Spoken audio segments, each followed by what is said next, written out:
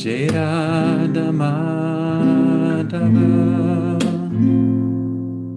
Jaya Kunja Bihari Jaya Radha Madhava Jaya Kunja Bihari Gopijana Vallabha Jaya Girivaradari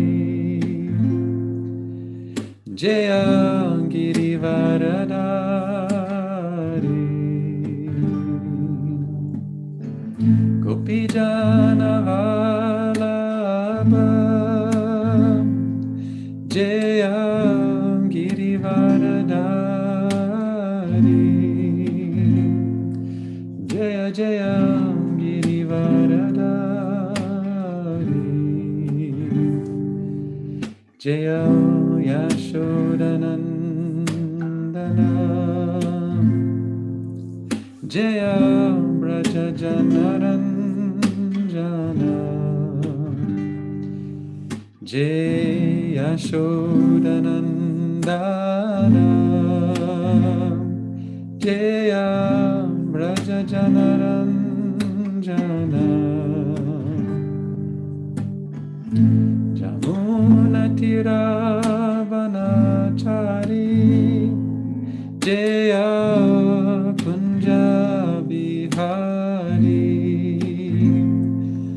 Jaya Kunja Bihari Jaya Jamuna Tiravanachari Jaya Kunja Bihari Jaya Kunja Bihari Jaya Radha Madhava Jaya Kunja Bihari Jaya Radha Madhava Jaya Kunja Bihari Jai Gopijana Vallabha Jaya Girivaradari Jaya Girivaradari Jaya Gopijana Vallabha Jaya Girivaradari Jaya Girivaradari Jaya Yashoda Nandana Jaya Braja Janaranjana Jaya Yashoda Nandana Jaya Braja Janaranjana Jamuna Tiravanachari Jaya Kunja Bihari Jaya Kunja Bihari Jamuna Tiravanachari Jaya Kunja Bihari Jaya Jaya Kunja Bihari Jaya Radha Madhava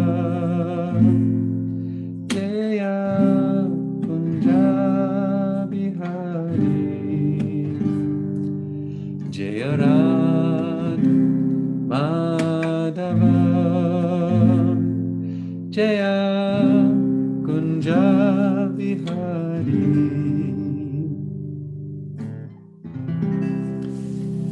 Shri Radha Madhava Ki Jai. Shri Radha Damodar Ki Jai. Om Namo Bhagavate Vasudevaya. Om Namo Bhagavate Vasudevaya. Om Namo Bhagavate Vasudevaya. Reading from the Srimad Bhagavatam, 4th Canto, Chapter 27, text number 3. No, not number 3, number 2.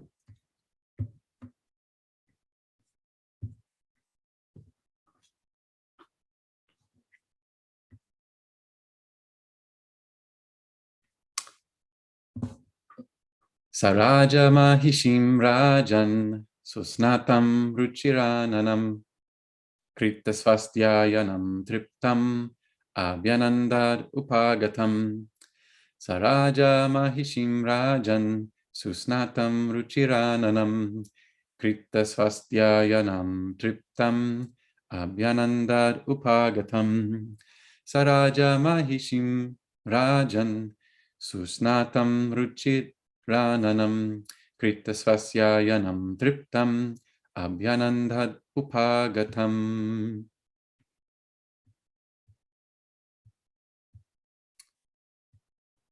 The word for word translation here. Saha, he, Raja, the king. Mahishim, the queen. Rajan, O king. Susnatam, nicely bathed. Susnatam. Ruchira Ananam, attractive face. There is a very special consort of Lord Krishna, who later in the 10th canto is described as Ruchiranana. If anyone who's listening can guess the name of that special consort of Lord Krishna who is described as Ruchiranana, you'll win a prize. The prize is that you impress Krishna. Krita Swastyananam, Krita Swasti Ayanam, dressed with auspicious garments and ornaments. Triptam, satisfied. Abhyanandat, he welcomed. Upagatam, approached. Translation and purport by His Divine Grace, A.C. Bhaktivedanta Swami Prabhupada Ki Jai. The queen took her bath and dressed herself nicely with all auspicious garments and ornaments. After taking food and becoming completely satisfied, she returned to the king. Upon seeing her beautifully decorated, attractive face, the king welcomed her with all devotion. Report. A woman is generally accustomed to dress herself nicely with fine garments and decorative ornaments. She may even sometimes wear flowers in her hair. Women especially dress themselves up in the evening because the husband comes home in the evening after working hard all day. It is the duty of the wife to dress herself up very nicely so that when her husband returns home, he becomes attracted by her dress and cleanliness and thus becomes satisfied. In other words, the wife is the inspiration of all good intelligence. Upon seeing one's wife dressed nicely, one can think very soberly about family business. When a person is too anxious about family affairs, he cannot discharge his family duties nicely. A wife is therefore supposed to be an inspiration and should keep the husband's intelligence in good order so that they can combinedly prosecute the affairs of family life without impediment. Jai. Srila Prabhupada Ki Jai. Om Jnana Timarandasya Jnananjana Shalakaya Chakshurun Militam Yena Tasmai Shri Gurave Namah Shri Chaitanya Manobishtam Stapitam Yena Bhutale Swayam Rupa Karamahyam Dadati Swapadantikam Vandeham Shri Guru Shri Yuta Parakamalam Shri Gurun Vaishnavamscha Shri Rupam Sagrajatam Sahagana Raghunathan Vitam Tam Sajivam Sadvaitam Savadutam Parijana Sahitam Krishna Chaitanya Devam Shri Radha Krishna Paran Sahagana Lalita Shri Vishakan Vitamscha He Krishna Karuna Sindhu Dinabandhu Jagatpate Gopesha Gopika Kanta Radha Kanta Namostute Tapta Kanchana Gaurangi Radhe Vrindavaneshwari Vrishabhanu Sutta Devi Panamami Hari Priye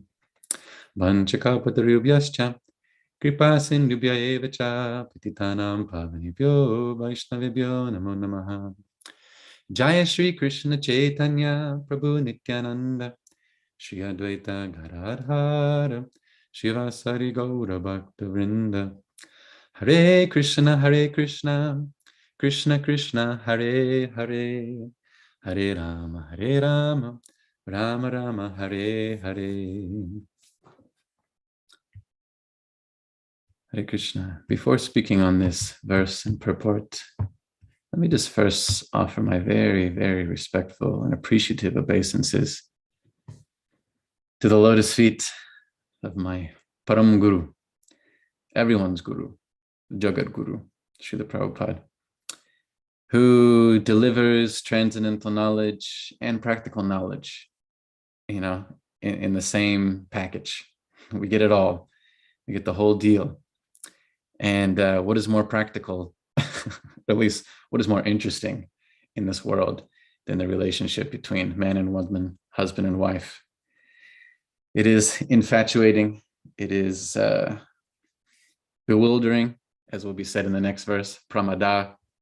Sometimes it's maddening. Those of us who are married can vouch for the fact that it's sometimes maddening, but also enlivening and inspiring. And there's few things more interesting in this world than the Maituni Bhava. Pumsastriya Maituni Bhava metam tayor mittu hridaya grantimahu. This Maituni Bhava, the attraction between man and woman, is such a powerful energy. And it gets right into the heart and it creates a bit of a knot. And you tie yourself to another person. And, if your partner tugs, then you feel the tug too. When your hearts are tied together, the hridaya granti. If someone kind of falls over, then you get tugged also. But if someone's going upwards, someone's transcending, you're also uplifted. So the hridaya granti, it's a knot. It can be beneficial. It can be maddening. We'll hear about that tomorrow. Pungsastriya maituni bhavani etam tayor hridaya granti mahu. Ato griha kshetra satapta vitaya janasya mohoyam aham ameti. And practically speaking, there's a lot that comes with that knot. Generally, you don't just tie a knot and then continue living like a brahmachari or brahmacharini. That's not so common. But, it comes with a lot of stuff. The griha, the house, kshetra, some land, if you're lucky. In this area, around here, of course, in the city, you never really own land, hardly even own a home. Griha, kshetra, sutta, you have your children. Apta vitaya, you have these like social circles. You got to show your children off to the social circles on social media. And then janasya mohoyam aham mameti. The problem is that one starts to think in terms of I and mine, my body, my family, my property, my possessions, my plans, my money, my expansions. It's all mine. As Prabhupada once cynically said about a person who was showing off his whole family and his home and all this stuff to these devotees when they'd first come to travel to India.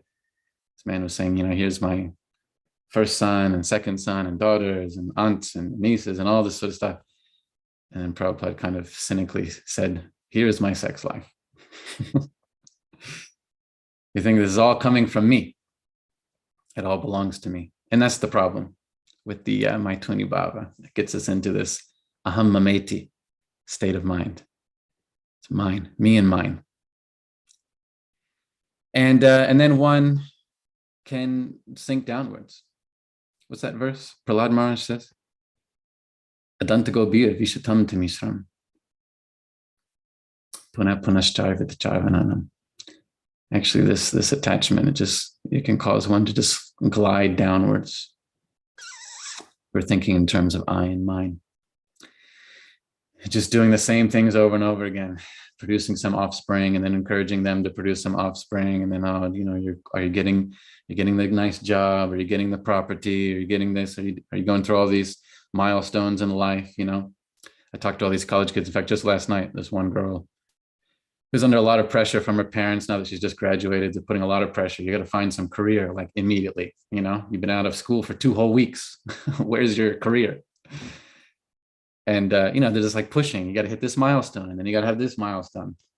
And of course, they're encouraging her to do the same things that they did. They just kind of want to chew. They want to chew that which has already been chewed. They spent decades chewing materialistic life. And now they're passing it on to their children, forcing it down her throat. Now you have to do the same thing. Pressuring her. You need a career. It's been 2 whole weeks since you've been out of college.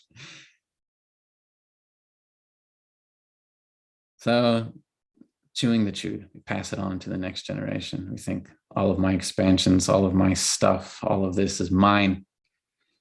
And it can become really bewildering. It can be really problematic. In the next verse, I kind of read the next because Dasi Prem told me I was reading text number 3. So I'm going to speak a little bit about text number 3 too. But in the next verse, Prabhupada's talking about how it's not enough to just be dutiful in family life. Still, one will become entangled in materialistic existence. One has to do more than just duty to family. One has to do Sankirtan. One has to do devotional service. Otherwise, just doing your duty, but without some Krishna consciousness, it's still just, you'll be lucky to come back in the human form of life next time. You'll probably come back as the opposite gender if you're really attached to your wife or husband.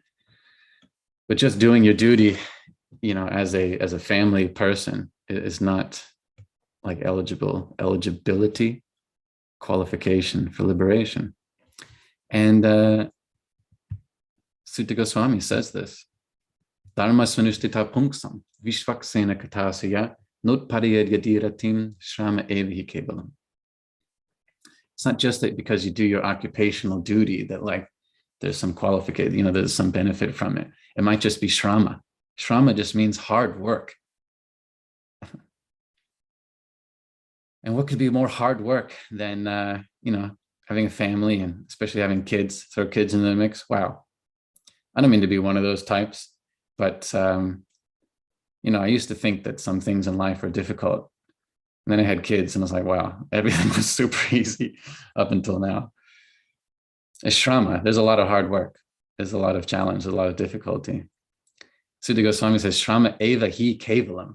He's being very emphatic about the point that just doing your duty, your occupational duty, without any Krishna consciousness is not that laudable. Shrama eva hi kevalam. He basically says the same word 3 times. Eva hi kevalam. Certainly, definitely, absolutely. This is some Sanskrit vocabulary. Shrama is the hard work. Certainly, definitely, absolutely. That if one does, if you do your occupational duty perfectly, like you really just try hard to take care of family and fulfill the obligations of that role, but there's no Krishna consciousness, then really it's just shrama, just a lot of hard work. And then, you'd be lucky to come back as a human in your next life. It's not enough to just do our best as a husband or wife or father or mother or daughter or son. It's not enough. With all due respect, even animals do that.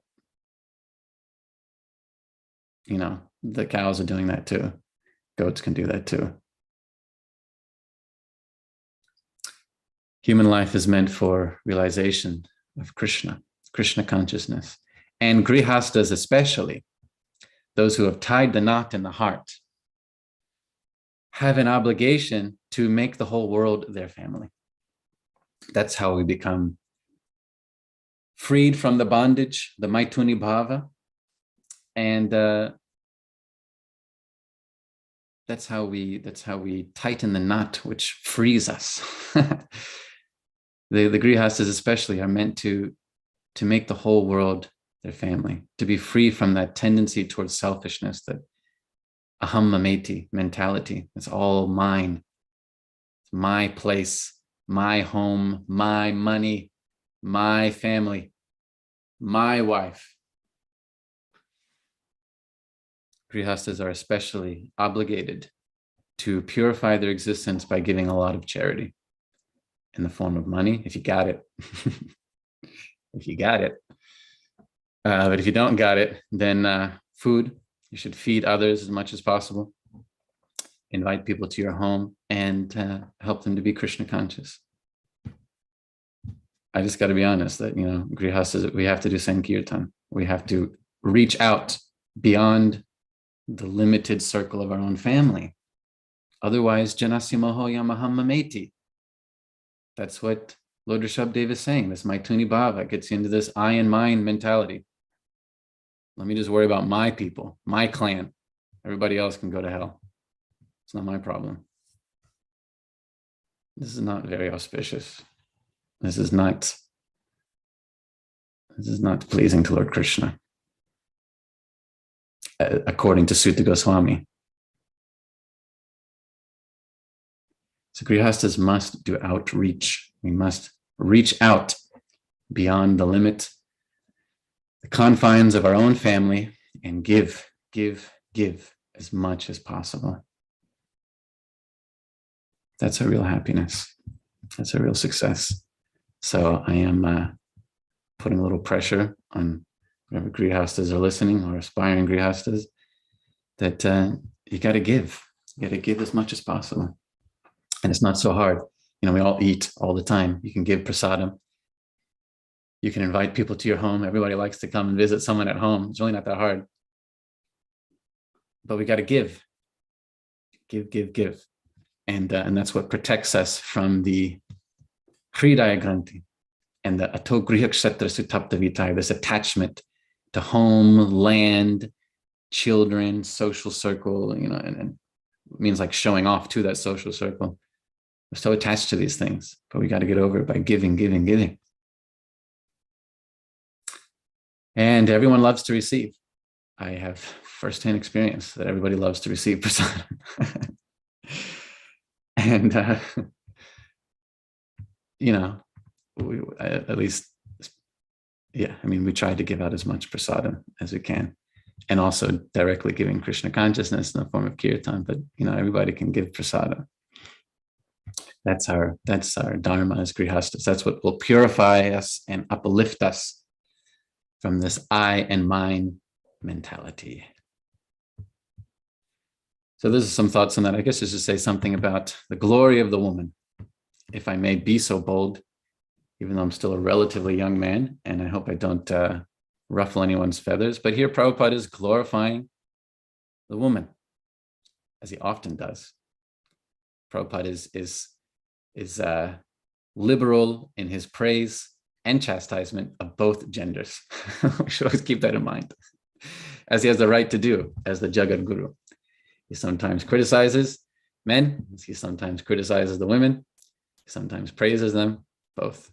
So here we're seeing some very important praise of the female form, and how a man especially can be very anxious about all sorts of stuff, taking care of family. It can be a huge burden and frustrating. But Prabhupada says a wife is therefore supposed to be an inspiration and should keep the husband's intelligence in good order so that they can combinedly prosecute the affairs of family life without impediment. So that's very encouraging.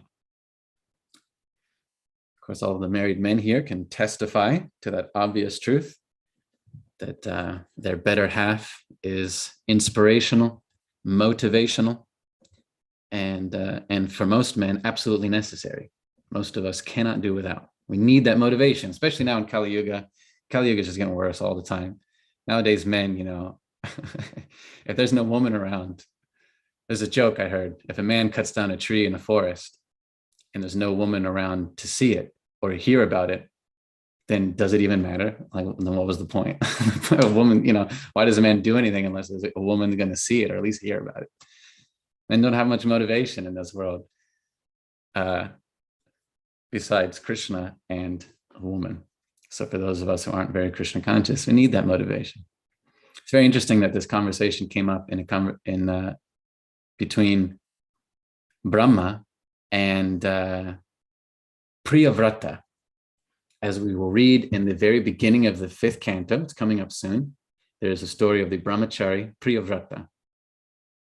You remember who I'm talking about? You remember Taraka Prabhu? Priyavrata was a brahmachari. His father was the emperor of the whole world. His father retired. And then Priyavrata's guru, Narada Muni, came and said, now it's your turn. You have to be emperor of the whole world. And Priyavrata's like, no thanks, I'm a brahmachari. Sometimes there's some precedent in the Shastra that if one is a renunciate, you can kind of contest the guru. We hear that from the Kumaras, they were told by their father to get married, and they're like, no, there's a higher principle to remain celibate. So he kind of contested his guru, Narada Muni, and said, well, I'm a brahmachari, so I really don't want to do that. Narada Muni got his guru to come. Brahma came, of course, his father in one sense. Brahma came and also said to Priyavrata, hey, the world needs an emperor. It's your turn. Please do your duty. It's not all about you. It's about Krishna, basically. He said, you're not the center of the world here. Even though you're going to be the emperor of the world, you're still not the center of the universe. It's actually all about Krishna. And told him to do it. And Priyavrata agreed. And then what's interesting is that he then married. Even though he's a perfect brahmachari, didn't have any desire for materialistic things or sex life at all.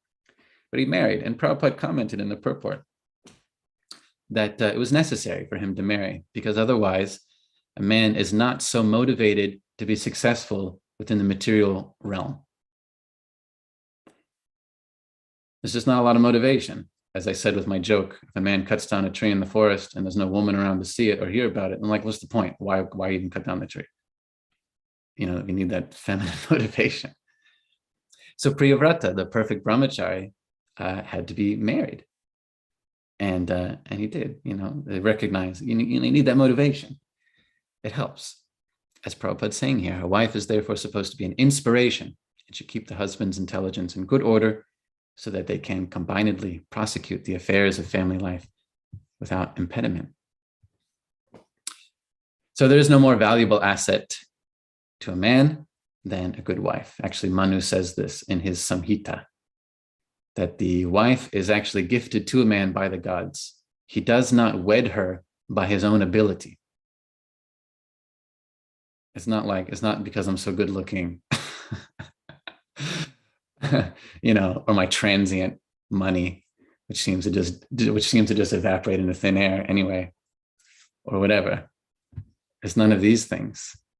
According to Manu, it actually is gifted by the gods, the wife, and that's your most valuable asset. There's nothing more valuable, powerful, as Prabhupada says here, inspirational and enlivening than a spouse. Of course, in the next verse, Prabhupada is also going to explain how it's pramada, maddening. They also drive you mad. We can all testify to that. But the inspiration and the motivation trumps, it eclipses the madness. It's far more important. So this is a very significant verse in purport because we're learning essential truths about life and how to be Krishna conscious and also have a relationship. Combinedly prosecute the affairs of family life without impediment. Partnership and enlightenment. That's what's described here. That's what we should aspire for, those of us who are in relationship or who will be in relationship. We want a partnership and enlightenment, not just Janasya moho yam mahamma meti. It's all about me and mine. Let me get my stuff for my little tribe. Partnership and enlightenment is expansive. Expanding the heart to include every living entity as part of your family. And grihastas have the capacity to do that. They have the tendency already. When you marry and you have children, your heart expands. There's a lot of expansion of the heart, whether you like it or not. a lot of expansion happens as you add these relationships. You know, you have a unique relationship with your spouse, and when you have a kid, it's just like a totally new thing. And suddenly you access a whole nother dimension of your loving propensity. So grihastas have a tendency towards that expansion of the heart. But Prabhupada says we have to make the whole world our family, expand it even further beyond the limits of our griha and kshetra and sutta, our home, land, and immediate nuclear family. We have to expand to the whole world. And that means showing the same love and care for all those living entities who do not know about Krishna. Just as we care for our spouse and our children, helping them to be Krishna conscious, we need to reach out to all of those who have yet to grow in bhakti and invite them into the family. Quite literally invite them, come to my home and be a part of my spiritual family. I mean this literally. That's the grihasta dharma. That's the antithesis to this aham mameti. That's the cure. So we should all make plans. And it's also the solution to all of our problems. I'll just finish with this point. Because, you know, again, those of us who have been in relationships for a little bit, you know, this is like a whole avalanche of problems that come with that. You know, when you have to deal with money and obligations and responsibilities and duties. And it's just like, there's always some fire you got to put out somewhere, you know? You got this bill to pay and that one. And then the kids are like this. And then somebody got sick and then this thing's broken. It's like a whole avalanche of problems. And how do we deal with these problems? Are we going to try to just keep putting out fires here and there or build a bigger fire? That's Sankirtana. When we reach out to others, when you really try to include others in your spiritual family, you know, get involved in what's going on in their lives, then it's amazing how you forget about your own problems. They become pale in comparison. That's the solution. You're never going to put out all the fires. This thing, that thing. There's always something in this material world. Everything's covered by some fault, like fire is covered by smoke.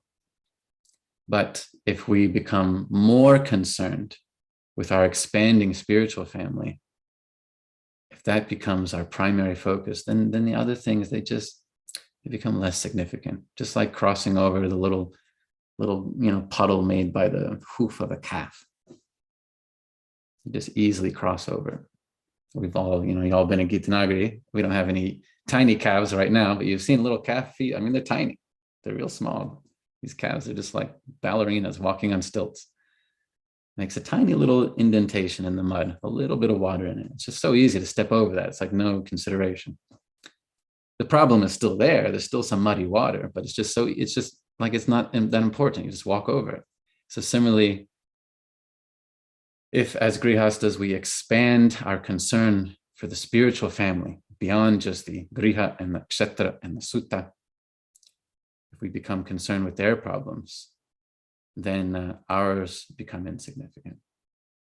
This has been my firsthand experience, actually. And that's the testimony of Prahlada Maharaj, when he says, I don't have any problems. Everything that's happening on, I don't care for anything that's happening on this side of the Vaitani River. In other words, the whole material world. I've got no problems. My only lamentation is actually for those people who are Maya Sukha, they're chasing after illusory happiness. Fools and rascals, they're chasing after illusory happiness. I feel my heart grieves for them. What did Prabhupada say? I am concerned with love for them. So that's the standard. That's the standard that we should try to apply as grihastas, man and woman working together in good order so that they can combinedly prosecute the affairs of family life without impediment. Let us resist this pull towards aham mameti, I and mine, just me and my little bubble. Nobody come and burst my bubble. We got to resist that. We got to resist it by expanding our spiritual family. I think grihastas especially have even more obligation than the brahmacharis and the sannyasis. We should be doing that even more. Anyway, that's my opinion. Some of my opinion has been substantiated by scriptural authority. Some of it's just kind of off the cuff, so you don't have to accept all of it. But that's my opinion about what is most important in Grihastha life.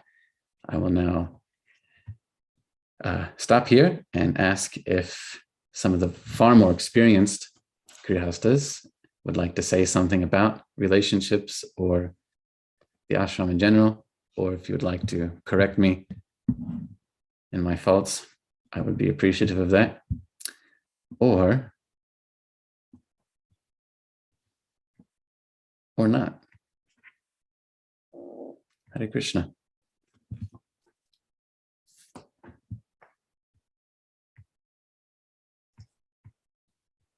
Hare Krishna, Yasodeva Prabhu.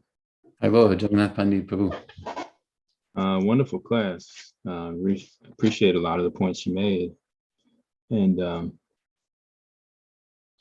couple that stood out for me was that it's not enough to be just a dutiful family person.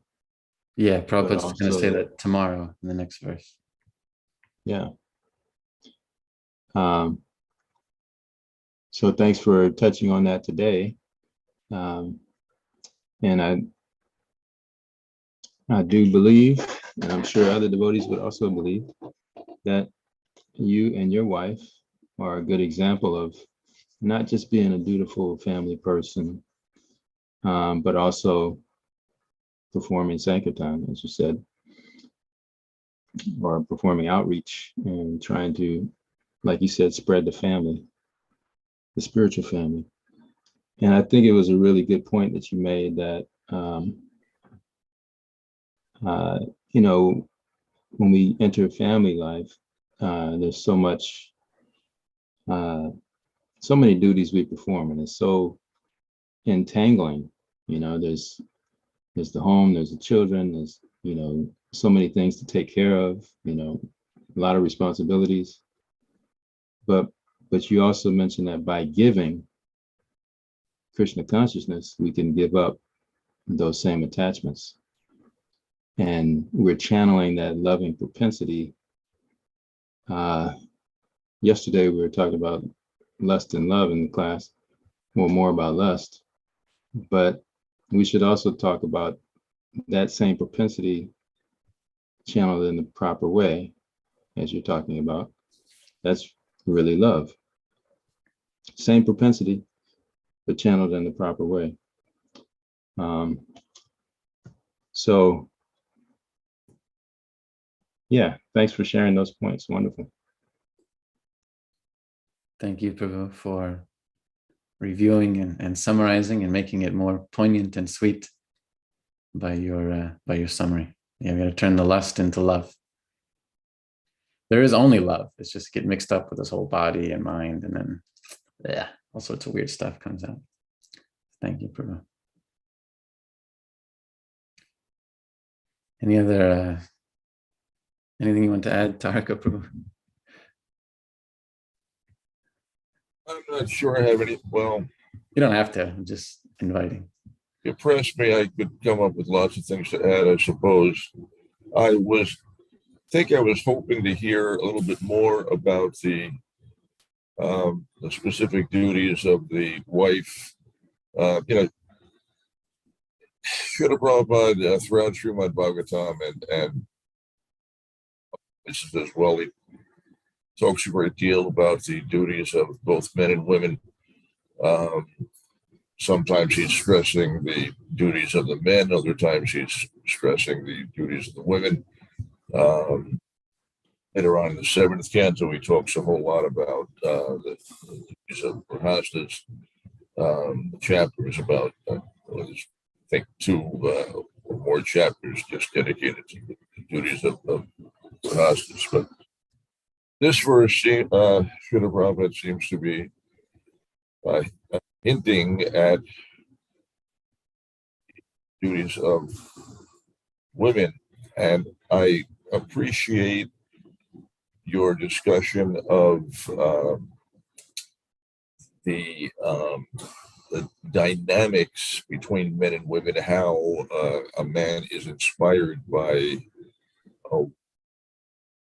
I was hoping you would say something a little bit more about how precisely a woman is responsible for inspiring the man. Srila Prabhupada has spoken quite a bit about the role of women. Or, I could just. I'd like to hear. If I'd you'd like to like hear to, what you think. all right. I mean, I gave one reference to Priyavrata and how, that inspiration is certainly necessary and important, but I'd love to hear from your experience as well. Yeah, well, I haven't prepared for this. There was actually a chance I might be giving class tomorrow, so I was looking at that a little bit, and you chose to comment on tomorrow's verse. Thank you very much. I'm sure you'll have plenty more to add. Yeah.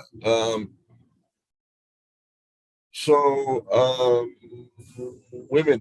Srila Prabhupada speaks about the duties of women, and he's talking about the ideal in Vedic culture at this point in the evolution of human society. Of course, we're quite far removed from those ideals, and to try to reestablish them it is kind of an imposition, a difficult thing to do.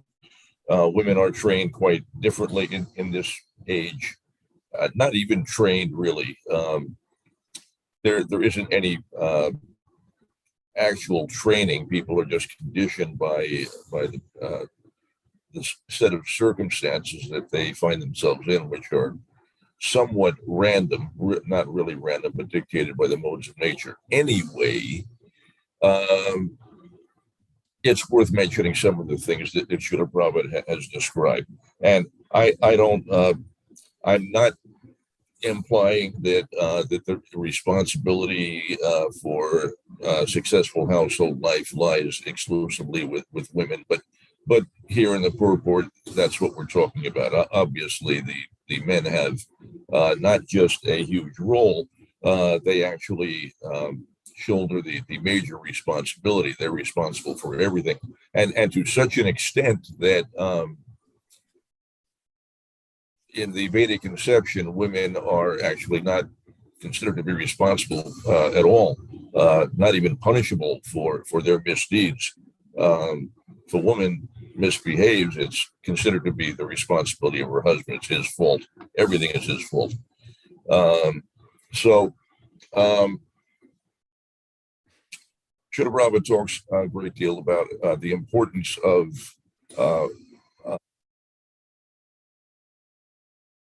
the wife's responsibilities in the household, that for things to go on smoothly, successfully, the wife should keep the home nicely. She should keep things clean. She should create a pleasing, wholesome atmosphere in the home.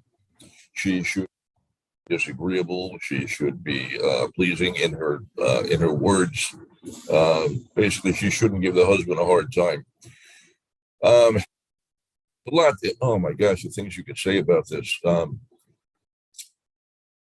It's important in a whole bunch of ways. The responsibilities of women are hugely important because not only is it important to, it's important to the success of the family. It's important to the success of society. Excuse me.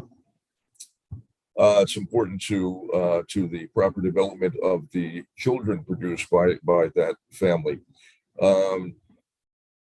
So there's a substantial set of specific duties for women in household life,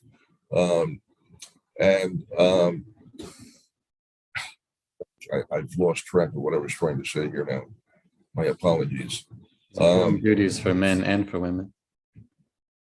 Yeah, well, yes, duties for both men and women. I'm trying to focus on the duties of women here. Srila Prabhupada talks about women dressing nicely to make a pleasing appearance in the Vedic ideal, the women dress nicely and ornament themselves specifically for the pleasure of the husband and not otherwise.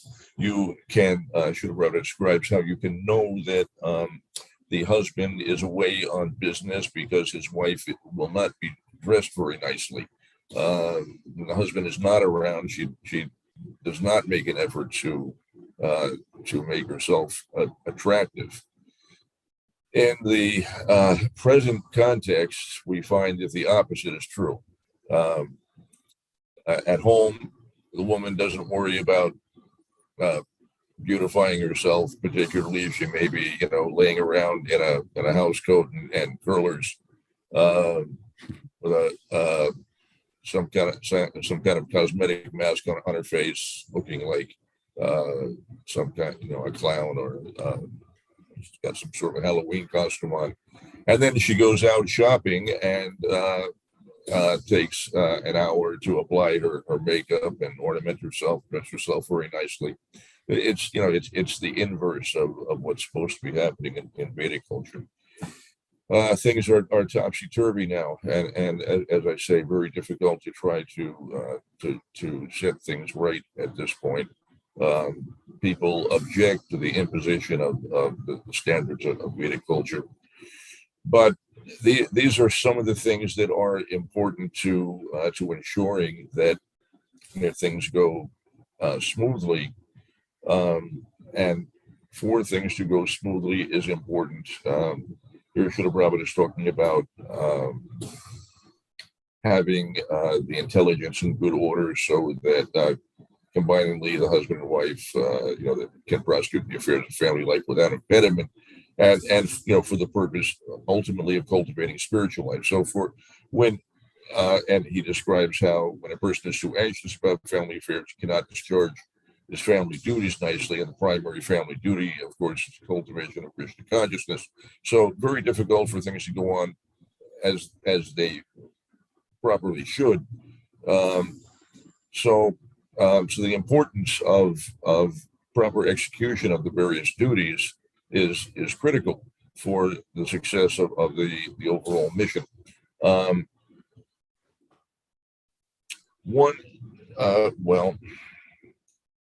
Presently in our Krishna conscious society, there is, you can say, kind of a crisis in the household ashram. It's been going on from the onset. Unfortunately, we have had a lot of failures of marriages. In secular society, marriages fail at a rate of just over 50% of all marriages fail. They end in divorce. And unfortunately, within our society, we haven't really done much better. Maybe at this point it's improved. Earlier in the movement, we were not. Our track record was rather poor.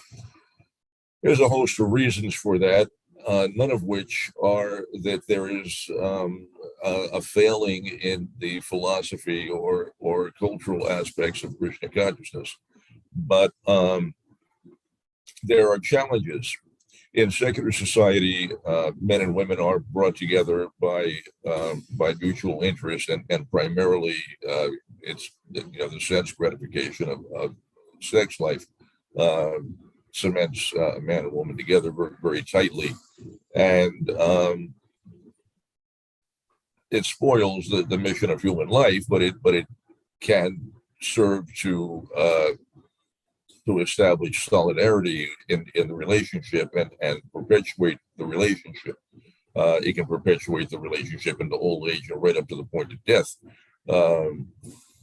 That happens all the time, but in Krishna consciousness, that we don't rely on sex life to hold a marriage together.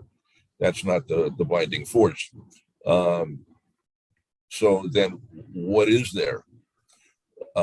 And that's something to contemplate.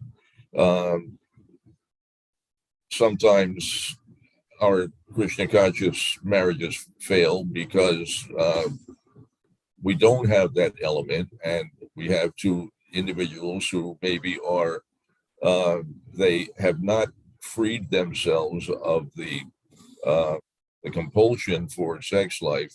But they're not getting it, and they're frustrated, they're unhappy, and sometimes not really understanding what the problem is. But there's this challenge of trying to keep a happy, peaceful, harmonious condition within the household for the sake of the husband, for their Krishna consciousness, and for the proper development, Krishna consciousness of the children, very importantly. So how to accomplish that? And so the duties of the wife become hugely important in this regard. And Srila Prabhupada is only hinting about it here. He speaks more extensively about this elsewhere, and he goes on and on endlessly in lectures on this topic, because the wife's duties are very hugely important. If sex life is not going to be the binding force, what is there to inspire a man to accept all of the responsibilities and all of the hardship, all of the labor, all the hard work necessary to have a successful household? He's got to work very hard. He's responsible for providing shelter, clothing, food, everything for all of his family members. Not only that, a householder is responsible for providing for everyone. The duty of a householder in Krishna consciousness is that he's supposed to provide for all living entities and care for all of them, not just his family members. But and you touched on this, the fact that his family expands to and not just within the human species, but outside the human species, and the plants and animals as well. He's got to feed everybody. He's responsible for the care and maintenance of the brahmacharis, the sannyasis, and the vanaprasthas, the animals outside his home, the animals that may be inside his home. He's responsible for all kinds of living entities. So it's a lot of work. It's a huge job. He's got to feed everyone. Everyone's got to be provided for. Householder's not supposed to eat until everyone else is satisfied. If anyone is supposed to go hungry, it's supposed to be him. Everyone else eats first. So when you look at all the responsibilities of a household, you start to wonder, why would anyone want to do that? Because what do you get out of it? There's a lot of austerities. There's a lot of hard work. There's a lot of sacrifice, and what do you get in exchange for that? Not sex life. If you enter the household ashram for the sake of sex life, you're going to have sex life according to religious principles. Then you engage in sex life after chanting 50 rounds. Once in a month at a time that is conducive for pregnancy, and the overwhelming likelihood is that the wife gets pregnant in the first attempt. Oh, and also because the man has been performing austerities, he's been refraining from sex life, presumably as a brahmachari prior to entering the household ashram. So I don't know, there's no delicate way to say this. He's rather pent up. And so Srila Prabhupada has explained in one lecture that so the sex act lasts a few moments. It's pretty quick. It's over before you get started. So, and that's it. Then the wife gets pregnant, and then no sex for the entire period of the pregnancy, and for, I think Srila explains that at least 10 months after the birth of the child. Then you get another shot at it, and how many times can you do that? So if sex life is your your motivation for entering the household ashram, you've made a dreadful mistake. You're going to be pretty unhappy, because if in fact you're following the rules and regulations, there is no enjoyment of sex life, really. It is as though you are trying to observe Nirjal fasting in the prasadam room. You've got a feast right under your nose, but you can't have any. So it's not the place to be if you're looking for sense gratification necessarily. A lot of duties, a lot of responsibilities, but the woman's responsibilities in order to make all this happen, because now she's got to provide a stable environment for the entire family, and particularly for the children. So Srila Prabhupada explains that her duties include trying to create an environment that is pleasing to the husband, of the avoidance of elements that will displease the husband, because it's a delicate situation. The man needs a reason to hang around, and sometimes a mere sense of duty is not enough. Men leave, they leave their families, not infrequently. Marriages fail, divorces happen.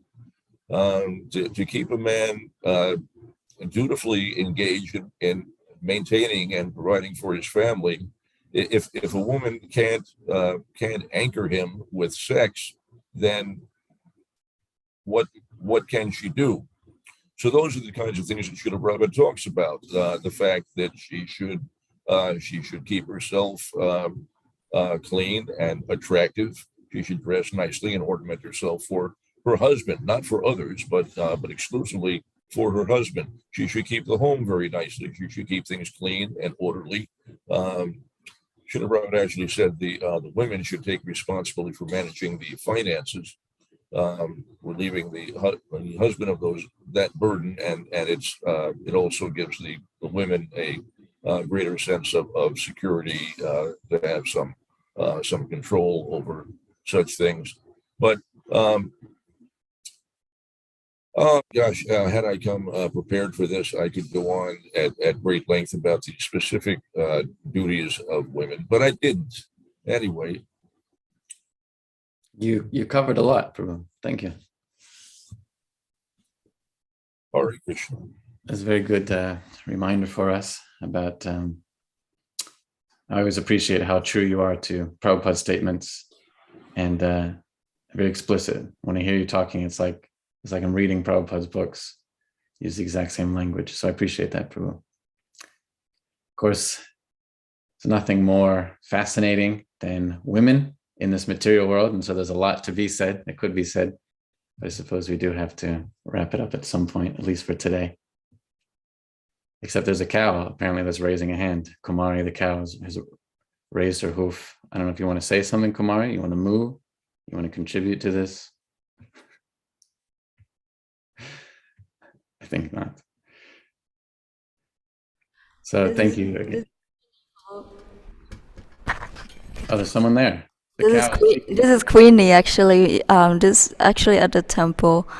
When I hear about the duties of a woman, I wonder if it's realistic to expect women nowadays like follow the Vedic culture, because this is obviously Kali Yuga, and this is not in Vedic culture anymore. I mean, the society itself.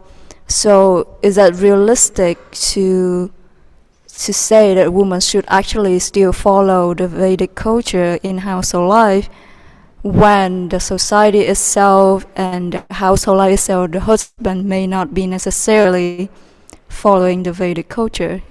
Is that fair to say? You're asking for my opinion. My opinion is that we should try our best. As we're going to hear in the verse tomorrow, Dharma svanushtita pungsam vishvaksena katasya no pariyadiratim shama evi kevalam. We don't just try to do some duty according to our male or female body, but we try to please Krishna, and we just try our best. And certainly Kali Yuga is full of all sorts of issues. Yes, there are plenty of unqualified men, there are plenty of unqualified women, and a lot of us come to Krishna consciousness and we're trying to get more qualified. So let's just try our best. I think when you enter into a relationship, you have to figure out what works based on whoever your partner is. No two relationships are exactly the same. They've got different expectations, different desires. There isn't always some cookie cutter formula. So, some couples, they like to have more traditional roles. Some, they like to be more equal. Or if you're down under in Australia, the women are in control. They're the boss. But I think what's most important is that we have a partnership in enlightenment, as Prabhupada said in the purport today, in good order, combinedly prosecute the affairs of family life without impediment. So that's my opinion. My answer is that we need to focus on Krishna consciousness first and foremost. I'm sure all of the other very experienced devotees in the Zoom room could say something as well, although we are a little over time. So maybe we can leave that for Taraka Prabhu to add tomorrow. I'm sure he'll discuss more about duties and responsibilities. Is that right, Prabhu, tomorrow? I haven't officially been asked to speak tomorrow, but we talked about tentatively possibly giving classes on Sundays. So maybe tomorrow, maybe another Sunday. We'll see. Okay. I'm sure we'll hear some from you soon. It is official now. There we go. All right. Well, then. It's now official with all the Vaishnavas as witness. It must be done. Thank you for already speaking on half the purport to tomorrow's verse. You've saved me the trouble. Yeah, I agree with your response to Queenie's question that there's no fixed answer to the problem. A couple very challenging. It's a huge challenge. People have to work out for themselves what works, and it will be different in every instance. You have different individuals, different modes of nature. It's always a unique situation. We look at the ideals of Vedic culture as a guideline, and then try to find what can be practically implemented and what cannot, and somehow try to create a wholesome Krishna conscious environment, something that will be progressive, that will somehow help us to progress in Krishna consciousness. Try to create a machine that will generate Krishna consciousness for everyone, and making that work, it's a huge challenge. It's a very huge challenge. It's very, very difficult. Ask any householder, usually they'll tell you it's quite a challenge. At least in retrospect, if a householder looks back on the affairs of their life, they'll realize what an ordeal they went through. I don't know. Your mileage may vary. Perhaps others have other experiences, but it's a lot of work. It's a lot of hard work. You have to wear many hats, juggle many balls simultaneously, and it's hard to make it all work.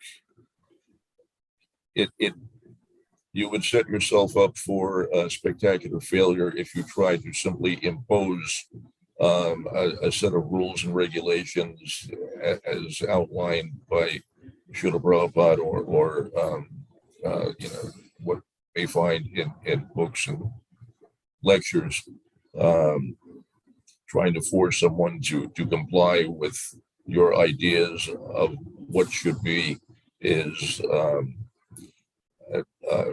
a formula for failure. That's not going to work. But husband and wife somehow have to come together and try to figure out how they're going to make things work, and how they will accomplish that is anybody's guess. It's something that they have to work out, and no one can tell you how to do that. It's going to be a unique solution for every couple. But it, to the extent that you can implement the Vedic principles, they are time-proven formulas for success.